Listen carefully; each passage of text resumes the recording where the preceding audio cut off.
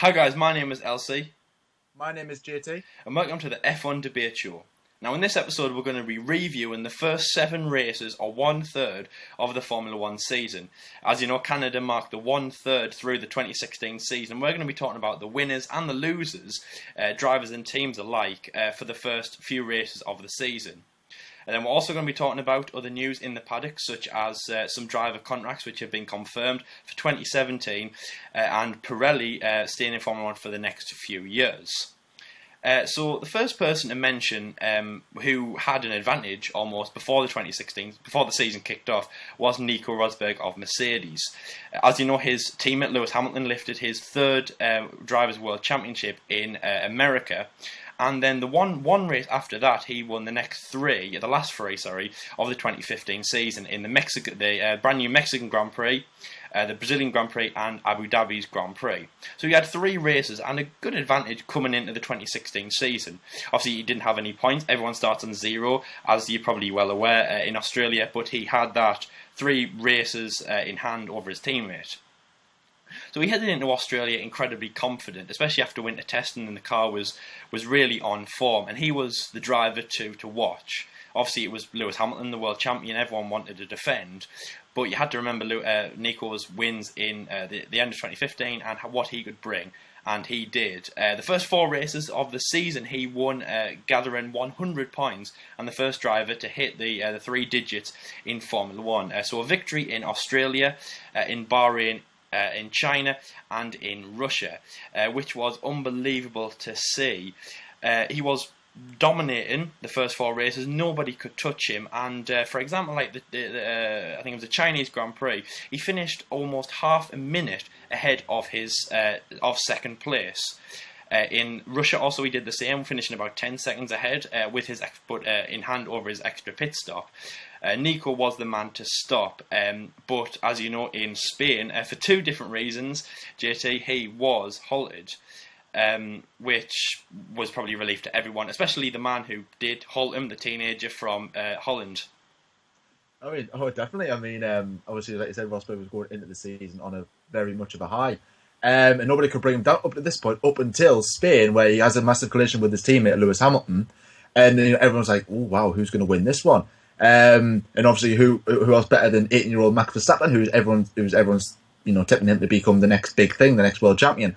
He drove an absolutely dominating race, didn't he? Obviously, it was a smashing race. Not only for him, for like Daniel Ricciardo, Kimi Raikkonen as well. Sebastian Vettel did well, and from then on, it was just pretty much racing as we did want to see, and obviously everyone was very, very impressed as to how he dealt with it in a very calm and very passionate manner as well, to actually go on and keep like the likes of a driver like Kimi Raikkonen and Sebastian Vettel behind him throughout probably about the last 15 laps, I would probably say, and obviously a fantastic win, youngest ever victor in Formula 1, youngest driver to lead any laps, youngest driver to be first, and it was absolutely tremendous achievement for Max Verstappen. I'm very, very impressed with him as well, and everyone was like, could he possibly win more races next season? I mean, obviously Monaco was the next race after that, so could he have won? You know what I mean? So I mean, obviously fantastic start by him, but obviously, I mean, everyone probably was expecting him or tipped him to win at least Monaco. You know what I mean? So yeah, he's doing fantastic, Max Verstappen. And if you haven't, please go and watch our review of Spain, where we talk about Max.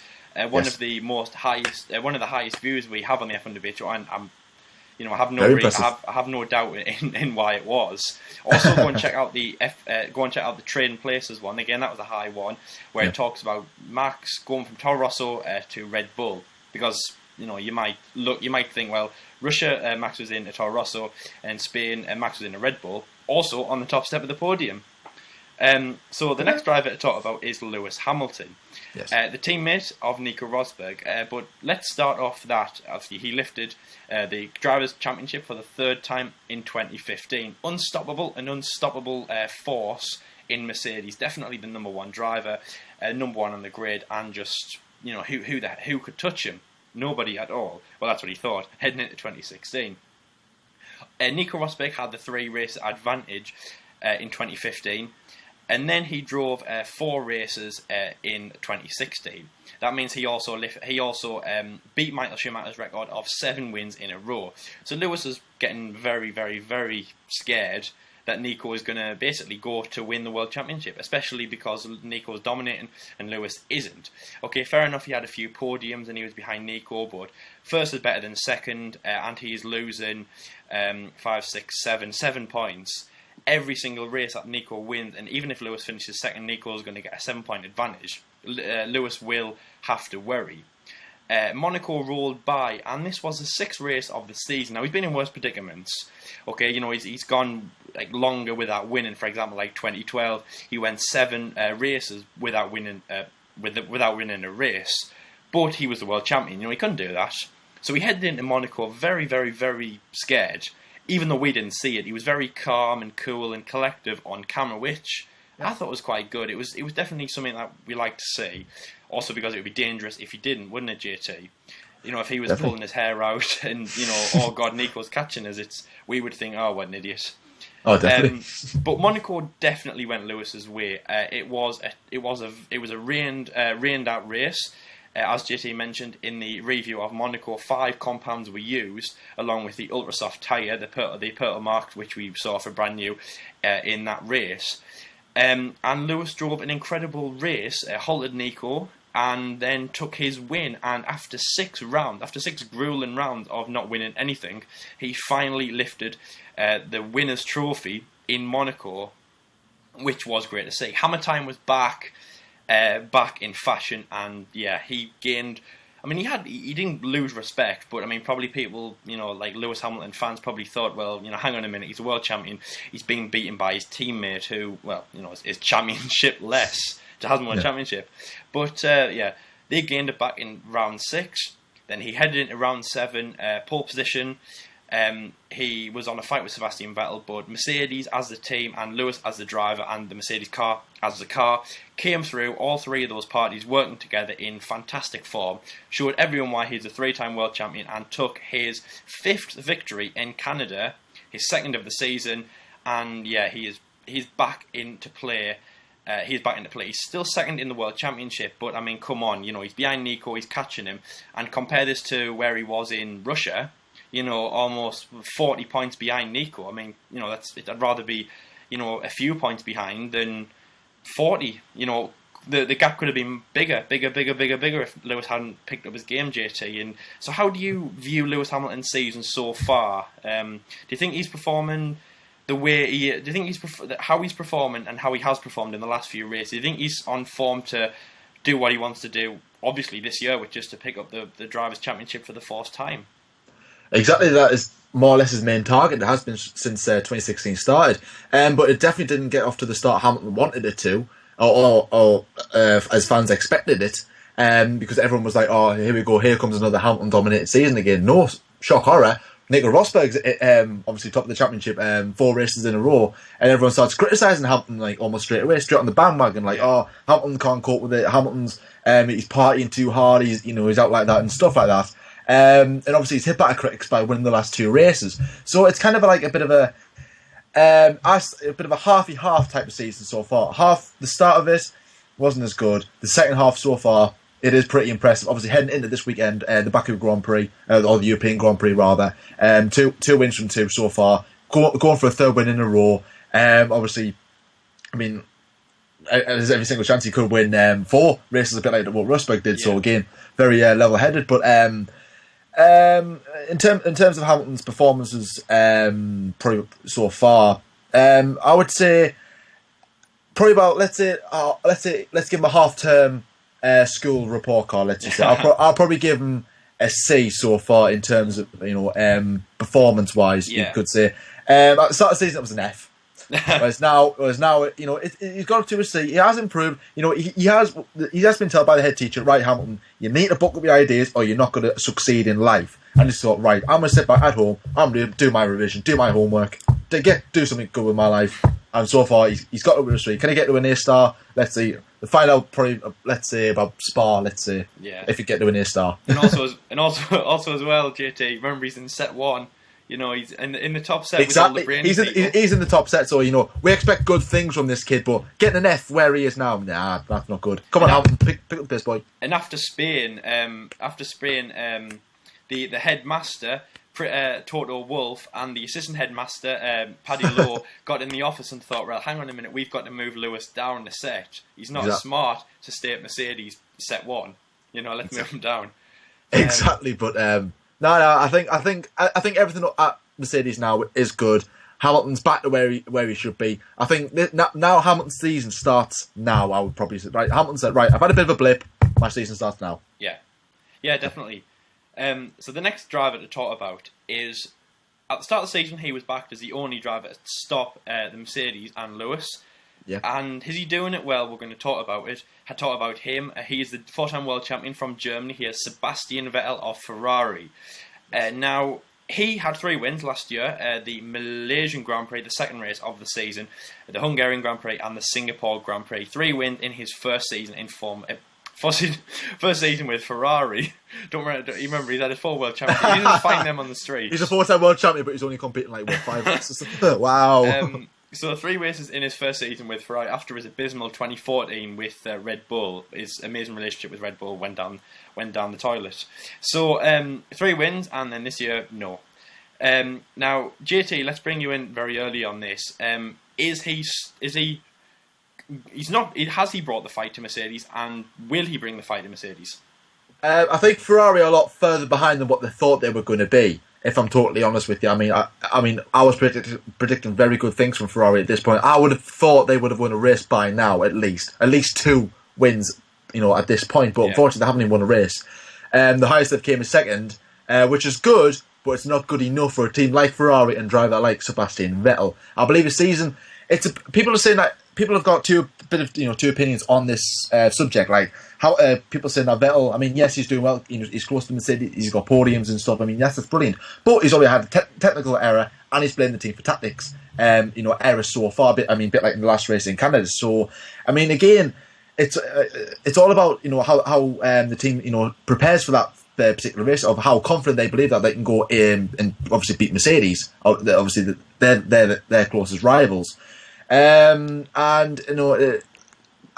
Ferrari are failing right now to try and do that. If they don't win a race this season, I think it's going to be a bit of a wasted season. I would say, because 2015 was a fantastic season for them. Bearing in mind how much they've gone through for the past 5 years, you could say.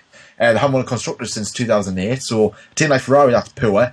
But in terms of how in recent times how the development it is good. I am impressed, but if you want to be successful in modern day Formula One as now, and you want to stay in the sport, you've got to win races. And obviously, you look at a team like McLaren who dropped like a bag of stones. They lost sponsorship and stuff, and now let's hope that doesn't happen to Ferrari. That could easily happen, but they need to pick up the pace, and they need to at least win a couple of races this season. I would definitely say so. I would definitely say that Sebastian Vettel is under pressure a little bit as a Ferrari, but I believe that they can turn it around, bring the fight to Mercedes, and hopefully we'll end with a very, very good season, I would say. But so in terms of Sebastian Vettel's season so far, half-term report card, I'll probably give him a D so far. Oh, so this is the regular thing then, is it? Yes. This is the thing. This is how I'm judging drivers' performances so far. Fantastic. Hope you like it. Oh yeah, it's our new trend. Exactly, new trend. So his teammate Kimi Raikkonen. Okay, so he's been in Formula One for ages now. He's 36 years old, and he is one of the veterans of Formula One. How is he doing? I'd say he's performing very, very well.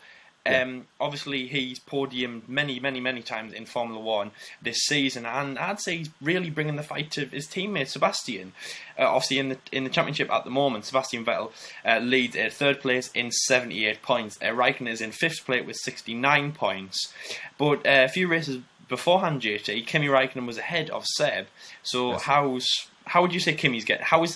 We're talking in the head teacher's office here. What would you give Kimi for his? What would you give Kimi for all of his grades this year?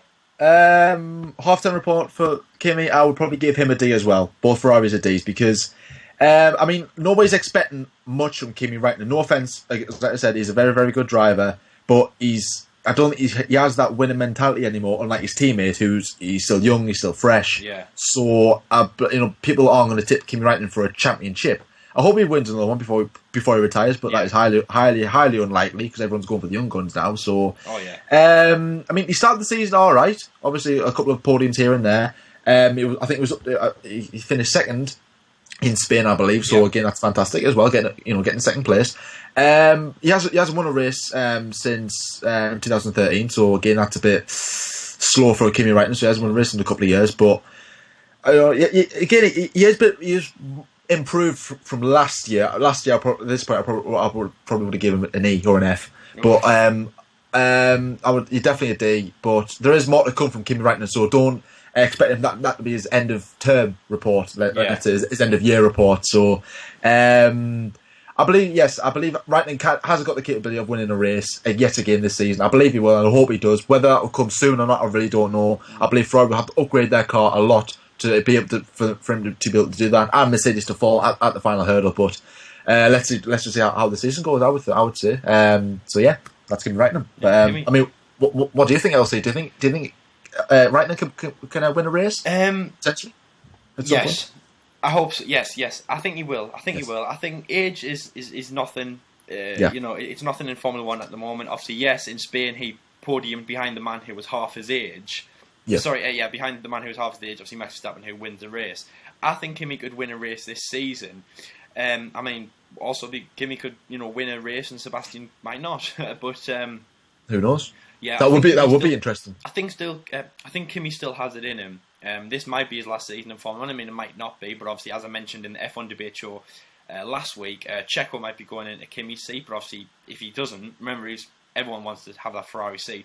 You have Nico Hülkenberg, Sergio Perez, Romain Grosjean, Esteban Gutierrez. Everyone goes for that Ferrari seat. If Kimi makes one little slip up, but he's not at the moment. And I think he could go on and win a race this season, which would be fantastic to see. Absolutely amazing. Obviously, I'm batting Seb to win a race, but Kimi, I think I would. That is one of those wins where if I saw it this season, like I did with Verstappen, it would just be an unbelievable, like an oh my god moment I'd say to see. So definitely. I really do hope he gets. I mean, obviously Spa, JT. He is the king. Yes. He's the king of Spa. I think it's 4 wins he has.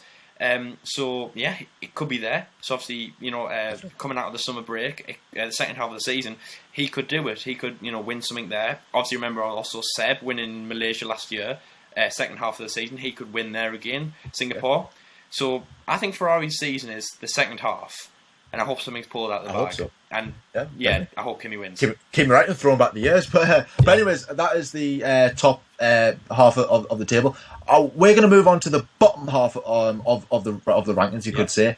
And obviously, when there's a new season, there's always rookies. Obviously, some new drivers come in, like so. Obviously, the 2 Manas. Obviously, Mana debuting as well as under the name Mana Racing as well. Bearing in mind that they used to be Marussia, Virgin, that type of thing. Yeah. So this season was their first season. 2 drivers in Rio Haryanto and Pascal Wehrlein, obviously Mercedes test driver himself. Rio Haryanto from Indonesia. Yes. Came in throughout investment and stuff. So I'm going to kick off with these two debutants. Right. And I would say probably out of the pair of them, obviously without a doubt, Pascal Wehrlein has impressed the most. A lot of people have heard of him from DTM or Mercedes testing.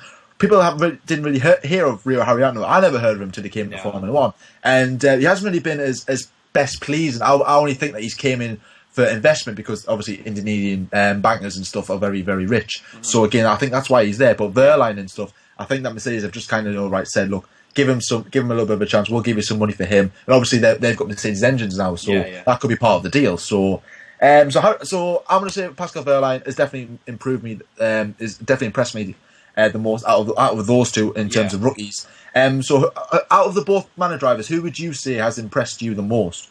You could say from a team who literally can't even score any points, or can't even potentially even finish a race. I mean, Pascal Wehrlein is an amazing driver. Obviously, DTM world champion, 21 years old, and obviously a Mercedes test driver. Loads of experience over his teammate. When we came to after the first 3 races after China, my view of Pascal Wehrlein was incredibly low in terms of that. In terms of the few weeks he had at school, he was talkative, disruptive in the class, and crashed, which is equate to, I don't know, chucking a spitball at the teacher. He was, and obviously, if you remember, JT, he had that stupid crash in qualifying, brought out the red flag in China. He also brought the red flag out in Russia in FP1. He also has brought out the safety car in many other races. He crashed. If you remember, in Australia, I'm sure it was him, wasn't it, who who crashed into the Haas in the Australian pit lane. Oh, yes. Yes. So anyway, after the few races, Pascal, he wasn't on my, ticky list. Rio was. To think, as you say, JT, he's never been in Formula 1 and the first Indonesian driver, no experience compared to Pascal, but he was beating him. Now, though, I'd say Pascal's improving. I'd say they're both level. I wouldn't say that no one's better. It's like a primary school sports day. Everyone gets a medal. Everyone gets a medal at Manor. Yeah. Pascal and Rio were on the same. I think in terms of the head-to-head, I think it's very much the same. There's one race where Pascal allowed qualify Rio, and then obviously vice versa.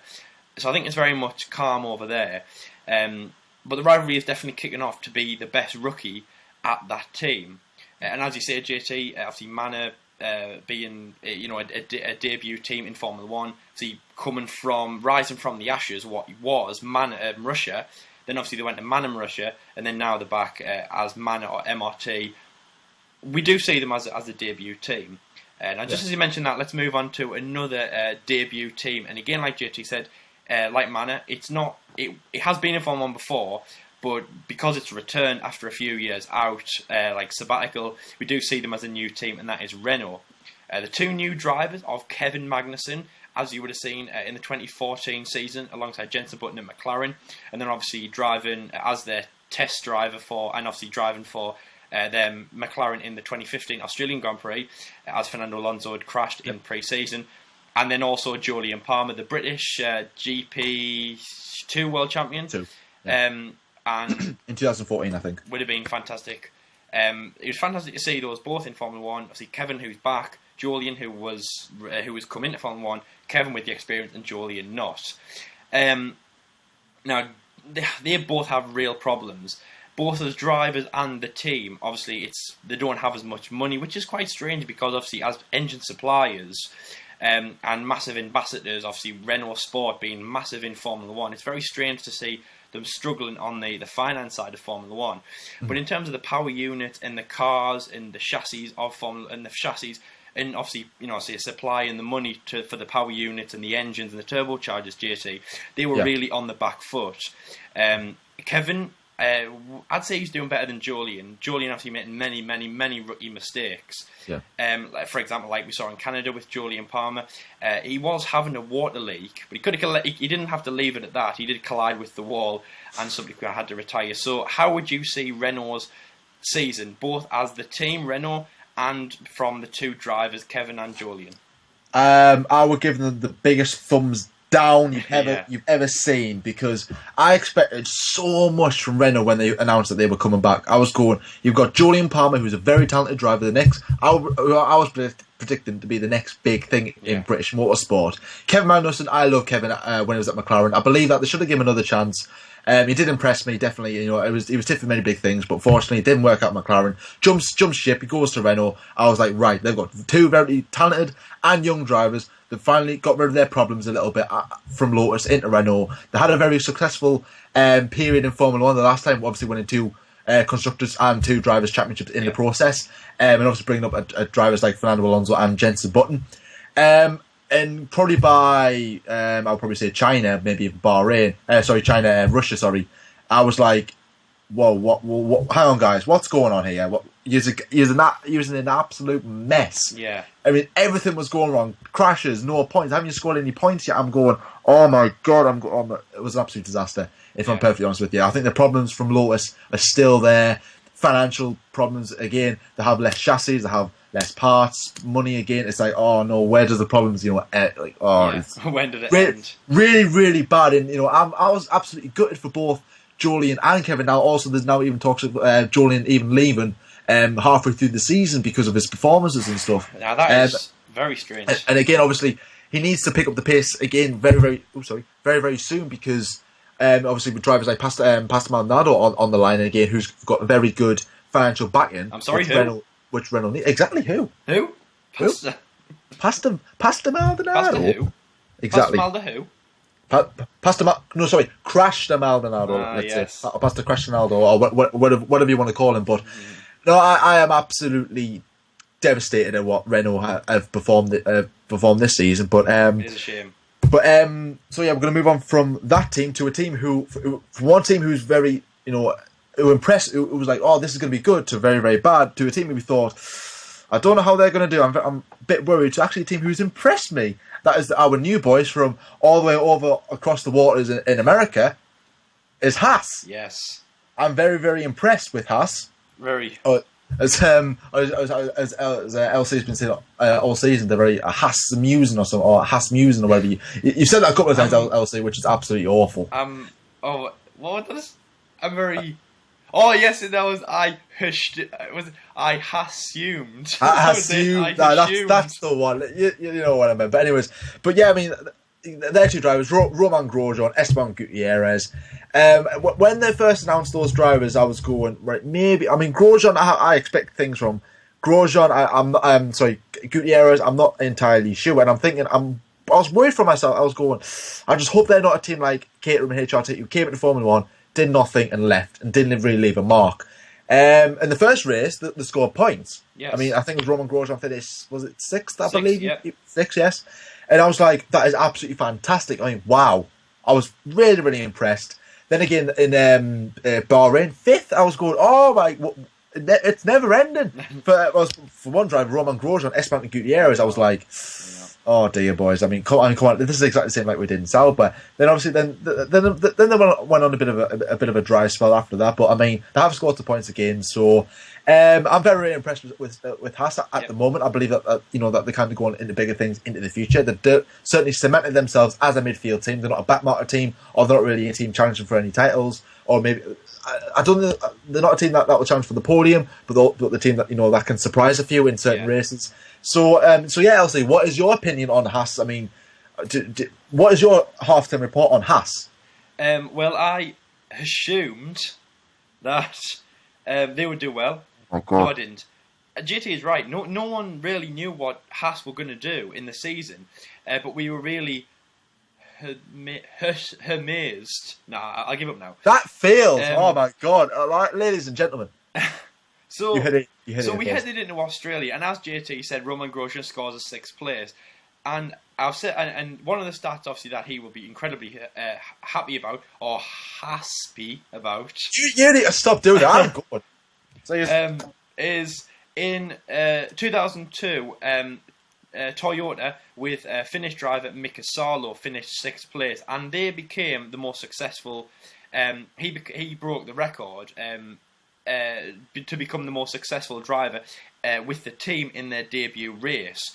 That was matched and, if you like, beaten by Haas. Obviously, Romain Grosjean's 6th place was matched by the 2002 record that was set. And that was unbelievable. And JT, you're forgetting, what did Roman get in Australia? What did he get in the review show? It was the first driver that had to be awarded Driver of the Day award. He was. Which, I mean, that's bigger than, the Euro 2016 Cup. That's exactly. Bigger than... That's bigger than the World Cup. That's bigger than Wimbledon. That's bigger than the NFL. That's bigger than winning the Drivers' Championship. Yes. Oh, God. Yes, of course. But I mean... You can't win the World Championship twice in one season, or 3 times in one season. You can't do that. But who will? But just on the topic of that, JT, who will become the driver to lift the Driver of the Day trophy more than once? That is interesting. But stay tuned to find out. Find out on Sunday, guys, after the race. And yeah, so Roman, amazing. Esteban, it's there. Do you know what I mean? If we were talking about Renault still, and we were talking about Julian, I'd say, unfortunately, the hope's gone, right? They were supposed to be a midfield team, and they've dropped back. He's dropped back, and I'm sorry. There's no hope. I'm sorry, mate. But with Esteban, you're a midfield team moving up the grid. Roman might have shot into the distance, but don't worry, your time will come. And in Monaco, he really improved. Yes. And yeah, I mean, I say 2/3 left of the season. We're getting into the bigger, more financial part of the seasons. Obviously, as you know, Mexico, one of the last races on the calendar, his home race, and he'll be battling for supremacy as the best Mexican on the grid. And yeah, so who will it be? I reckon it'll be Gutierrez. I don't mean it just in Mexico. I mean, he has time to improve. There's still light at the end of the tunnel for Esteban. Yes. They are a team that's improving. Roman has, he is amazing. I would give him the driver of the day award every single race if he kept driving like he did in Bahrain, Australia and Bahrain. But Could be. wow, that is amazing. He might win it again. You never know, ladies and gentlemen. Stay tuned to find out.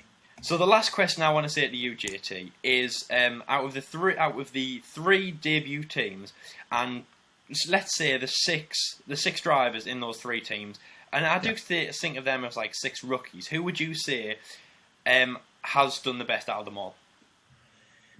I would probably say Romain Grosjean, definitely, without them, in between those three teams. It has to be because, it has to be. Oh. See, that was funny. Come on, that made sense, guys. That made sense.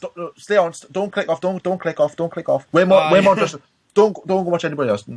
Stay there. The joke will get better. Trust me. But yeah, I would say Romain Grosjean definitely. Yeah, well, it has to be because has to be. That was terrible. That was terrible. Who thought of that joke? What a stupid joke! You. But Gutierrez hasn't scored any points as of yet, as Manor hasn't. And again, Renault have just performed very, very badly. So the only driver I would probably say is Romain Grosjean. Yeah. Of 6th place in Australia, 5th place in Bahrain. He has impressed. He's already got Driver of the Day award. So again, that just proves in itself. So he could have got it twice as well. He could have got it twice. Exactly, he could have. Only if Stoffel Vandoorne didn't race. Yes. He would have got it. But anyways, I'll say, who would you say out of those three? Yeah, Grosjean. There's no. I say JT. There's no way you can change that. That has to be. So the best driver so far is Roman. But the next question I'm going to go on to is, out of those 6, who do you think will? So let's say in the second, third. Okay. Right. Who will we? So in 7 races time, who will we be saying is the best rookie so far? Then hopefully, it is a hard one because. If you class them like Romain Grosjean, Esteban Gutierrez as debutants, rookies for their team, then but in terms of those drivers that you've just mentioned, I hope it's Julian Palmer. I hope it is, but it might not be. I really, really don't know, but I'm hoping it is him because I expect a lot from him.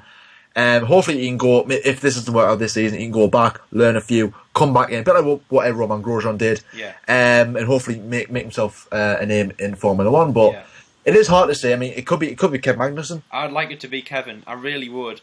Could be as you said, JT, an amazing first impression he made at McLaren. He was almost the best at McLaren in one of their worst seasons in Formula 1. Obviously better than 13, but still very bad. He was battling, and by the way, at the end, people were thinking, right, we've got to get rid of one of them drivers because obviously Alonso wants to come in. Who are we going to get rid of? Is it going to be Magnussen or is it going to be Button? So he was up there. You know what I mean? He was up there to lead, to kick Button out. Just imagine that. I mean, he would have felt great if Button had gone with all of his experience, and he wouldn't have. He'd have been heartbroken. It would have been good, but I mean, obviously, there's always Manor. Yeah.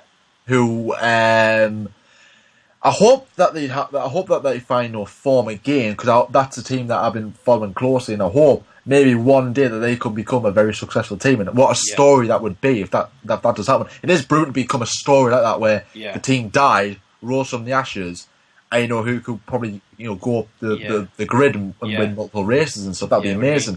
But I don't think that's definitely not going to happen this season. I know that, but.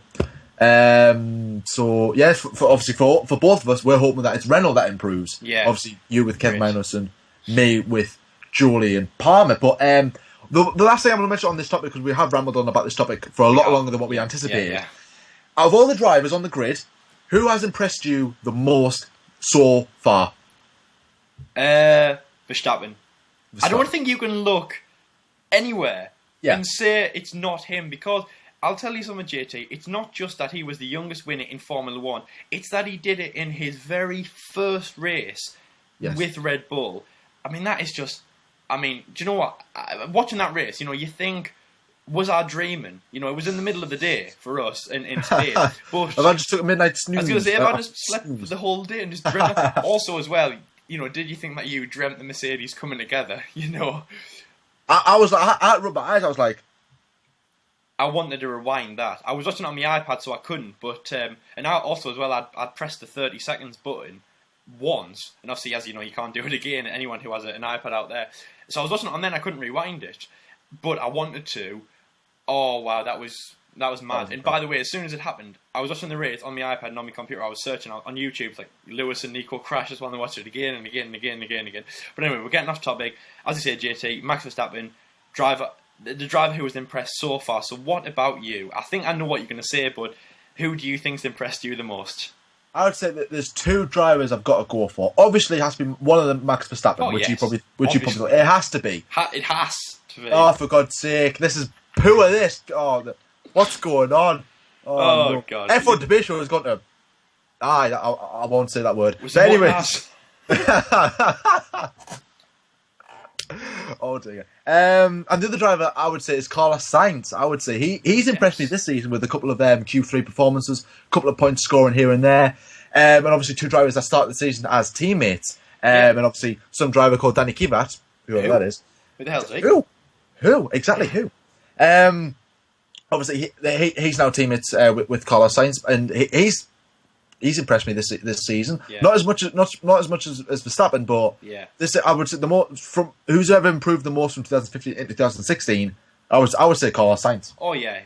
For sure. He has impressed me. I expect big things from him. Oh yeah, we do. And obviously, remember, I put him on my third place for the European Grand Prix race day, which is tomorrow. So exactly. So stay tuned to see if LC is correct. Let's see if he is, which would be great.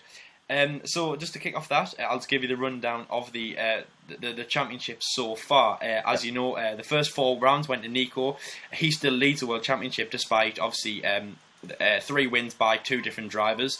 He leads the World Championship with 116 points. 9 points behind him is Lewis Hamilton on 107.